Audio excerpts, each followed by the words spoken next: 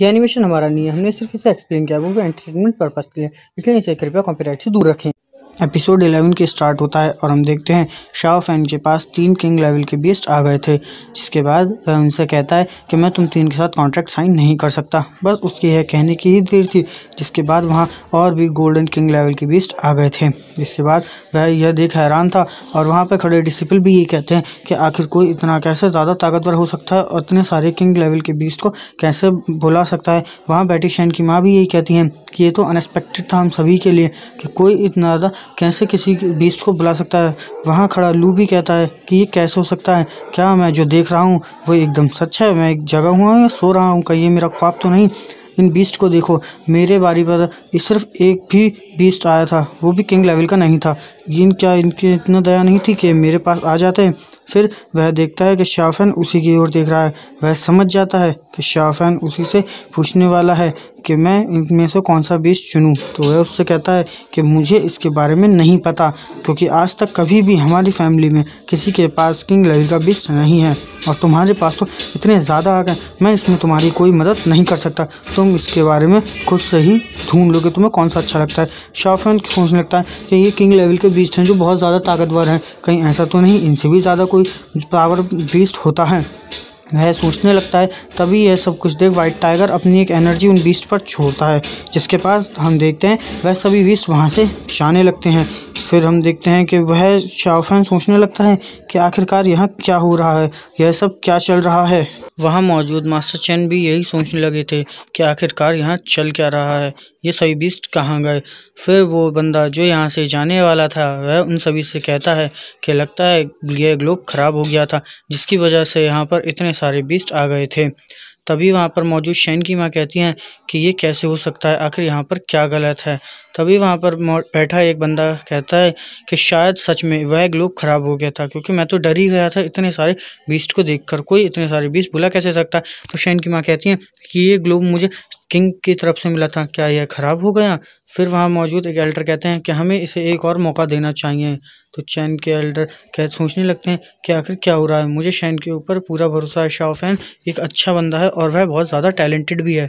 फिर वह लोग फिर से कहने लगते हैं कि जाओ एक बार और चेक कर लो। तो वहाँ मौजूद जो बंदा जाने वाला था वह सोचने लगता है कि अच्छा ही हुआ, क्योंकि मैं तो वैसे भी नहीं चाहता था कि इनके पास इतना हाई लेवल का कोई बीस्ट आया।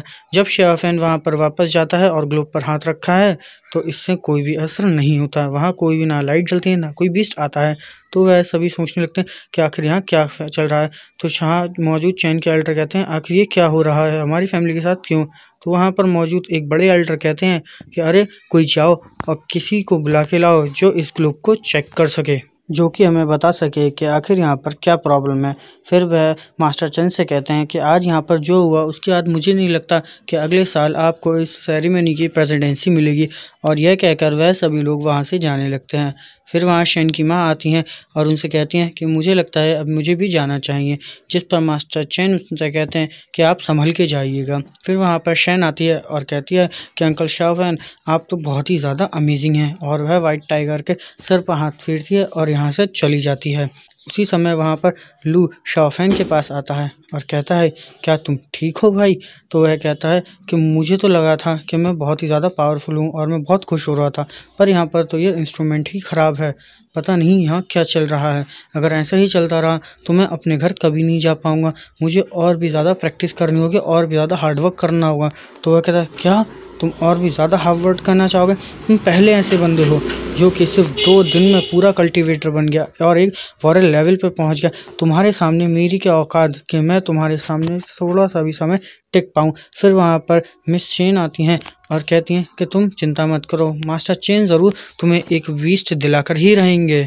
फिर वो लोग बाहर जाने लगते हैं, जिसके बाद हम बाहर का सीन देखते हैं जहाँ मौजूद गार्ड्स आपस में बातें कर रहे थे, जिसमें पहला कहता है कि मुझे पता चला है कि वहाँ का इंस्ट्रूमेंट ही ख़राब था जिसकी वजह से वहाँ पर इतने सारे बीस्ट आ गए थे। जिस पर दूसरा गार्ड कहता है कि अच्छा मुझे तो लगा था कि इस बार चैन फैमिली में कोई टैलेंटेड बंदा आ गया है।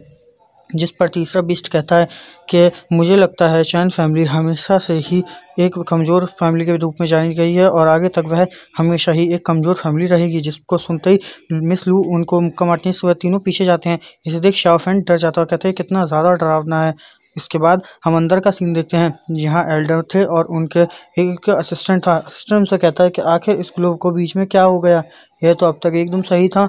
जिस पर एल्डर कहते हैं कि पता नहीं, मुझे इसकी जांच करनी होगी। फिर वह अपनी एनर्जी की मदद से उसकी जांच करते हैं, जिस पर वह बताते हैं कि यह एकदम सही। और इसी के साथ हमारा एपिसोड खत्म हो जाता है। गाइज, वीडियो को लाइक और चैनल को सब्सक्राइब जरूर कर लें। हमारे चैनल पर सेकंड वीडियो जल्द आएगा।